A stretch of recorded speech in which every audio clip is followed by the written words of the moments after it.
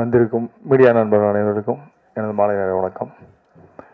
Silent இந்த படத்தை நான் பார்த்துட்டேன். ஆல்ரெடி நான் பார்த்து ஒரு 2 months ஆகுது. இந்த படத்தில் வந்து இசையமைச்சிருக்கிறது வந்து நம்ம சமயமொழி சார். ஆக்சுவலி சமயமொழி சார் வந்து ஒரு ஐஏஆர்எஸ் ஆஃபீஸர். அவர் எனக்கு அறிமுகமாகும் போது ஒரு ஐஆர்எஸ் ஆஃபீஸர் தான் எனக்கு அறிமுகமாகிறாரு.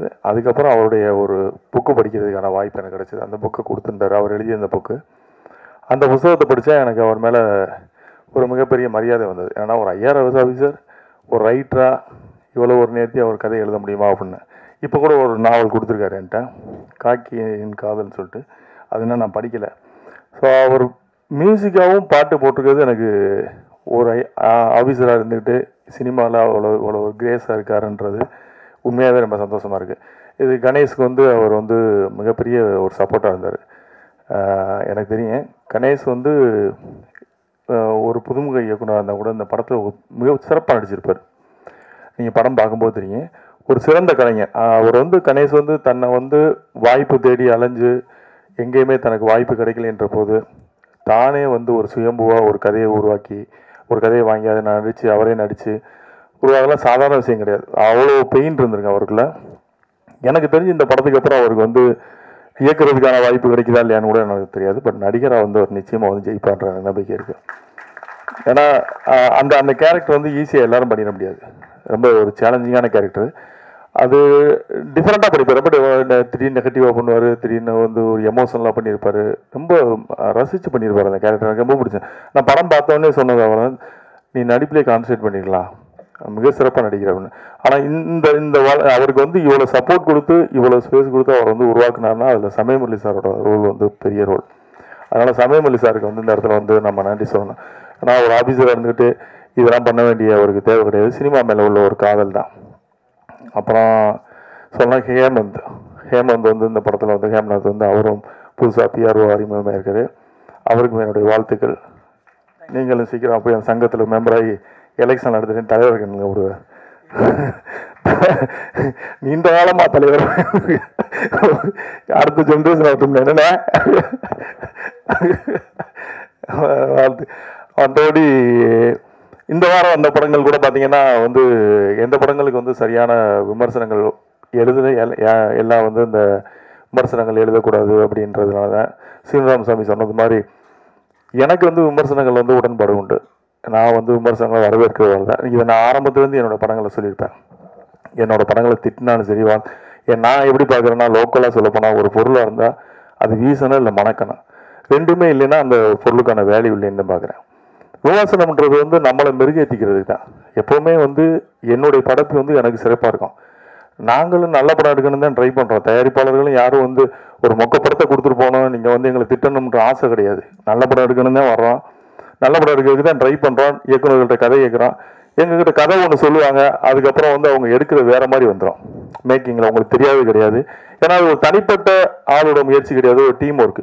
ஒரு கேமராமேன் தப்பு பண்ணலாம், ஒரு மியூசிக் டைரக்டர் தப்பு பண்ணலாம், இல்லை நடித்தவங்க தப்பு பண்ணிடலாம். இப்படி எல்லாருடைய பங்கும் சேர்ந்தது தான் இது. தயாரிப்பாளர்கள் மட்டுமே வந்து ஒரு கதையை வந்து ஜட்ஜ் பண்ணி இவங்க தப்பாக எடுத்துட்டாங்கலாம் சொல்ல முடியாது. எங்களுக்கும் அந்த ரெஸ்பான்சிபிலிட்டி இருக்குது. நல்ல பணம் போடுறோம், நல்ல கதை எடுக்கிறதுக்கு தானே பணம் போடுவோம். ஏதோ பணம் போட்டு லாஸ் ஆகிட்டு வரணுன்ற பணம் எடுக்க போகிறோம் அப்படிலாம் கிடையாது. விமர்சனங்களை பொறுத்த வரைக்கும் நான் எப்படி பார்க்குறேன்னா, நீங்கள் இல்லைன்னா இன்றைக்கி இந்த சின்ன படங்களே கிடையாது. சின்ன படங்களுக்கு வந்து இப்போ நம்ம சொல்கிறது மாதிரி ஒரு 4 நாளைக்கு அப்புறம் நீங்கள் விமர்சனம் பண்ணுங்க அப்படின்லாம் சொல்கிறதெல்லாம் யதார்த்தமே கிடையாது என்னை பொறுத்தவரை. ஏன்னா அப்போ வந்து ஒரு 70 பிரிண்ட் போடுவோம். நீங்கள் இந்த தேட்டரில் ஓடி முடிஞ்சவொன்னே இன்னொரு தேட்டருக்கு மாற்றுவாங்க. இந்த தேட்டரில் பார்க்காதவங்க இன்னொரு தேட்டரில் பார்ப்பாங்க. இப்போ சேதுன்ற படம்லாம் எத்தனை நாளைக்கு அப்புறம் பிக்கப் ஆச்சுன்னு உங்களுக்கு தெரியும். ஒரு ஒருதலை ரகம்ன்ற படம்லாம் எவ்வளோ நாளைக்கு அப்புறம் பிக்கப் ஆச்சுங்க. நீங்கள் இன்னைக்கு மாதிரி சேதுவோ இல்லை இன்னைக்கு ஒருதலை ரகமோ ரிலீஸ் ஆகிருந்தா இன்னைக்கு ஒரு டிஆர் இருந்திருக்க மாட்டார், ஒரு பாலா இருந்திருக்க மாட்டார். ஸோ அப்போ அன்னைக்கு வந்து ஸ்க்ரீன் பேஸு ஒரு தேட்டருக்கு முடிஞ்சதுன்னா இன்னொரு தேட்டருக்கு மாற்றுவாங்க. அப்போ ஆடியன்ஸுக்கு பார்க்கறதுக்கான வாய்ப்பு இருந்தது. இன்னைக்கு ஒரு நாள் கூத்து தான். காலையில் 11 மணிக்கு ஷோ வந்து ரன் ஆச்சுன்னா அந்த ஷோவுக்கு ஆள் வரலைன்னா அடுத்த ஷோ 2:30 ஷோ வந்து இருக்காது. அந்த படம் தூக்கிடுவாங்க. ஸோ இப்போ ஒரே நாளில் விட்டில் பூச்சி மாதிரி அன்னைக்கு முடிஞ்சு போச்சு, சொல்லி முடிஞ்சு போச்சு.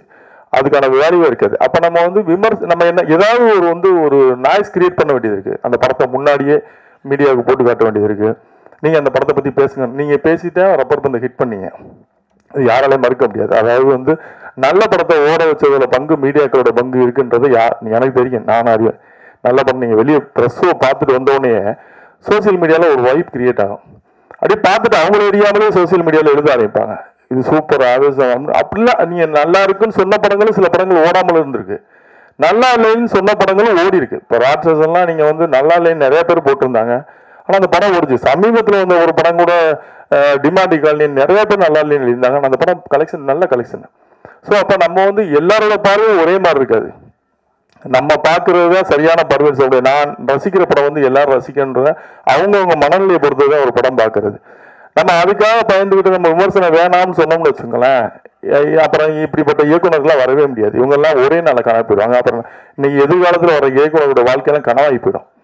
அவங்க எப்படி வர்றது? இப்போ நீங்கள் ரப்பர் பந்துக்கு யாருமே விமர்சனம் போடல, 4 நாள் பொறுத்து நீங்கள் விமர்சனம் போடுங்கன்னு நம்ம சொல்லியிருந்தோம்னா அந்த இயக்குனரோட வாழ்க்கை என்ன இருக்கா?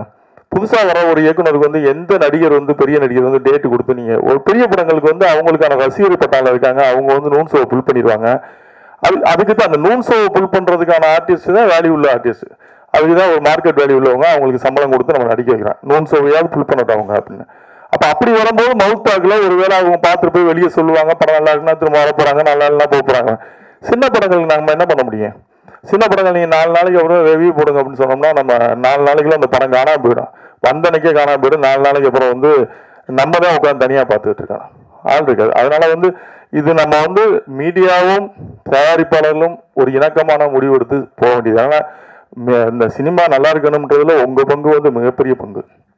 உங்களோட பங்கு இது வந்து இந்த படத்தை வந்து நீங்கள் கொண்டு போய் சேர்க்கறதுக்கான பொறுப்பு உங்கள்கிட்ட தான் இருக்குது. இது நம்ம 2 பேரும் தான் நம்ம வந்து ஆரோக்கியமாக முடிவு எடுக்கணும். விமர்சனங்களை வந்து ரொம்ப நாகரிகமாக ஆரோக்கியமாக வைக்கணும். ஏன்னா ஒரு காலத்தில் வந்து நீங்கள் இப்போ உங்களுக்கு தெரியும், ஆனந்தவர்களுடைய மார்க் போடுறதுலாம் பார்த்தீங்கன்னா போஸ்ட் அடிச்சுலாம் ஓட்டியிருக்காங்க. 45 மார்க் ஆனந்த உடலில் போடுறாங்க, 50 மார்க் போடுறாங்கன்னா அது அன்னைக்கு வந்து வால் போஸ்டில் பெருசாக இருக்கும் ஆனந்த உடல். அப்போ அது வேல்யூ பண்ணாங்க அந்த ரிவ்யூ வந்து. அப்போ பத்திரிகையாளர்கள் நமக்கும் வந்து அந்த ரெஸ்பான்சிபிலிட்டி இருக்குன்னு நம்புறேன். ஏன்னா இது நம்ம எல்லாரும் சேர்ந்து இது ஒரு கிட்டத்தட்ட நம்ம இண்டஸ்ட்ரியில் ஒரு 50,000 பீப்புள் வாழக்கூடிய ஒரு தொழில். இதுக்கு நமக்கு எல்லாருக்குமே ரெஸ்பான்சிபிலிட்டி இருக்குன்னு நம்புறேன். அதுக்காக பத்திரிக்கை நீங்கள் நான் தான் சொல்ல மாதிரியே நீங்கள் ரிவ்யூவே போடாதீங்க அப்படின்னு சொல்றதுல எனக்கு உடன்படே கிடையாது. அப்படின்னா வந்து ஒரு படம் ரிலீஸ் ஆகும்போது அந்த படம் வந்து எத்தனை நாள் மினிமம் நீங்கள் தேட்டரில் போடுவோம்ன்ற ஒரு கணக்கு வேணும். இத்தனை நாள் நாங்கள் எடுக்க மாட்டோம் அந்த படத்தை, ஆள் வருதோ வரலையோ ஒரு 4 நாளைக்கு இந்த படம் நிற்கும், நாங்கள் போடுறோம், மவுத் டாக்ல வரட்டும் அப்படின்னு நாங்கன்னா ஒத்துக்கலாம். அப்படி தேட்டருக்காரங்க கண்டிப்பாக ஒத்துக்க மாட்டாங்க. ஏன்னா அவங்களும் எப்படி லாஸை பேர் பண்ணுவாங்க. இப்போ அவங்களுக்கு என்னென்னா வந்து எங்களுக்கு நூன் ஷோக்கு ஆள் இல்லைங்க, நம்ம காசு கொடுத்து டிக்கெட் வாங்கி நீங்கள் போடுங்கன்னு சொன்னால் கூட போட மாட்டாங்க, ஏன்னா கேண்டீன் பிஸ்னஸ் இருக்காது. ஸோ அதுவும் சிக்கல் இருக்குது. ஸோ ப்ராக்டிக்கலாக அப்படி நிறைய சிக்கல் இருக்குது. நீங்கள் எல்லா பக்கமும் நீங்கள் யோசிக்கணும். விமர்சனம் வேணாம் போது அப்போ எனக்கு அந்த பக்கத்தில் நீங்கள் வந்து எனக்கு அதுக்கான ஸ்பேஸ் கொடுக்கணும். இல்லைங்க நாங்கள் 4 நாளைக்கு வந்து நாங்கள் வந்து வெள்ளி சனி ஞாயிறு திங்கள் 3 நாளைக்கு வந்து நாங்கள் கண்டிப்பாக நாங்கள் படத்தை எடுக்க மாட்டோம், படம் போட்டிங்கன்னா அந்த படம் ஓடும், எத்தனை ஷோ உங்களுக்கு கொடுக்கமோ அத்தனை ஷோ நாங்கள் தூக்க மாட்டோம்னு கேரண்டி இருந்ததுன்னா நிச்சயமாக விமர்சனம் வேணான்னு சொல்லலாம். நீங்கள் வேணாங்க பரவாயில்ல அப்படின்னு. அதுக்கான வாய்ப்பு இல்லை, கொடுக்க முடியாது, அவங்களாலையும் கொடுக்க முடியாது. ஏன்னா அவங்களும் தேட்டர் பிஸ்னஸ் பண்ணுறவங்க, அவங்க என்ன பண்ண முடியும், அவங்க எல்லாமே வியாபாரம் தானேங்க. அப்போ நமக்கு ஒரே சாய்ஸ் வந்து மீடியா தான். மீடியா பார்த்துட்டு நல்லா இருக்குன்னா நல்லா இல்லைன்னு நல்லா இருக்குன்னு எழுத போகிறாங்க, நல்லா இல்லைன்னா நல்லா இல்லைன்னு எழுத போகிறாங்க. நல்லா இல்லைன்னு நம்ம மாற்றிக்க போகிறோம். இதுதான் தொழிலில் வந்துட்டோம். இப்போ எனக்கு நான் எடுத்த படத்தை சரியில்லைன்னு சொன்னீங்கன்னா நான் என்னோட படத்தை திறனாய்வு படிப்பேன். ஓகே இவங்க சொல்கிற நிறைய பேரோட ரிவ்யூ நான் படிப்பேன், சீனிவாசன் ரொம்ப படிப்பேன். சில வந்து அவங்களோட பாயிண்ட் ஆஃப் வியூ எழுதியிருப்பாங்க, இந்த கதை இப்படி இருந்தால் நல்லா இருக்கும், இப்படி இருந்தால் நல்லா இருக்கும், அது அவங்களுடைய வியூ, இப்படி இருந்தால் நல்லா இருக்கும். அதுக்காக எழுதக்கூடாதுலாம் கிடையாது. நல்லா இருக்கும் நல்லா இல்லையோ உங்களுக்கு மனசு தோன்ற எழுதணும், ஒரு நாய்ஸ் கிரியேட் ஆகணும், அவ்வளோதான். அது இந்த படத்தை பற்றினா இப்போ நீங்கள் பாருங்க, இந்த வாரம் ரிலீஸ் ஆன படத்துக்கு எந்த படத்துக்கும் அந்த மாதிரி ஒரு இதே இல்லை. இந்த வாரம் ரிலீஸ் ஆன படங்கள்லாம் வந்து இந்த ஜீப்ரான்னு ஒரு படம் வந்துச்சு, எனக்கு ரொமான்ஸ் மட்டும் ஒரு படம், எந்த படமே எந்த இதுலேயுமே வந்து ஒரு நாய்ஸ் கிரியேட் பண்ணல. ஸோ இது பாவம் தான் அது ஆக்சுவலாக. இதை நம்ம எல்லாருமே உட்காந்து நீங்களும் புரிஞ்சுக்கணும், எங்களுடைய வழிகளையும் புரிஞ்சுக்கணும். நாங்களும் இவ்வளவு கோடி ரூபா போட்டு இன்வெஸ்ட் பண்ணி படம் எடுக்கிறோம். நீங்கள் வந்து குற்றம் சொல்வதற்கு உங்களுக்கு முழு உரிமை இருக்குது. எந்த ஒரு ஆசிரியனுக்கும் மாணவனை தண்டிப்பதற்கும் முழு உரிமை உண்டு. அந்த மாணவன் வந்து அவனை திருத்திக்கிறதுக்காக நல்ல விதம், அதாவது கசப்பு மருந்து எப்போவுமே வந்து உடம்புக்கு நல்லதுன்னு.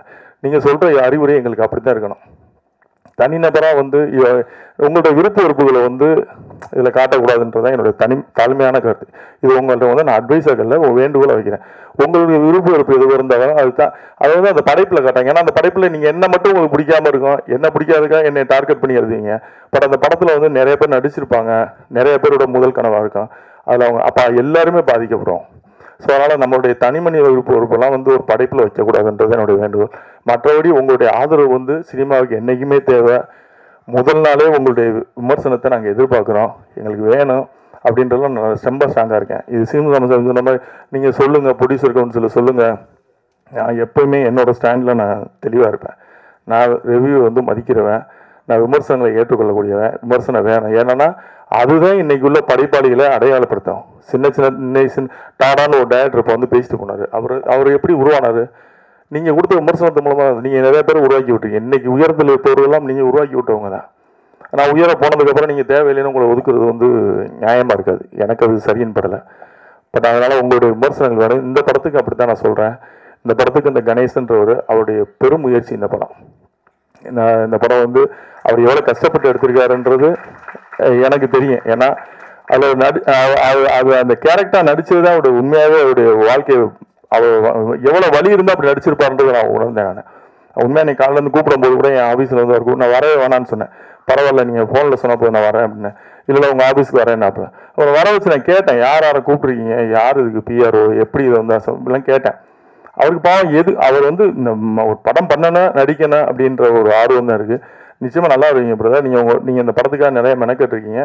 உங்களுடைய சின்சியாரிட்டி கண்டிப்பாக இருவீங்க. ஏன்னா சினிமா வந்து நம்பினவங்களை கைவிட்டதே கிடையாது. சும்மா இதை வந்து ஒரு என்டர்டெயின்மெண்ட் ஸோ பொழுதுபோக்காக எடுத்துகிட்டு போகிறவங்கள வேணால் அந்த சினிமா கைவிட்டுருக்குமே தவிர உண்மையாகவே சினிமாவை நேரிச்சவங்க யாரும் தோற்று போக மாட்டான். தோற்று போகிற மாதிரி நமக்கு தெரியுமே தவிர தோற்று போக மாட்டான். நிச்சயமாக ஜெயிப்போம். நீங்கள் இந்த படத்தின் மூலமாக வெற்றி பெறுவீங்க. என்னுடைய வாழ்த்துக்கள். இந்த டீம் அனைவருக்கும் என்னுடைய வாழ்த்துக்கள். நன்றி.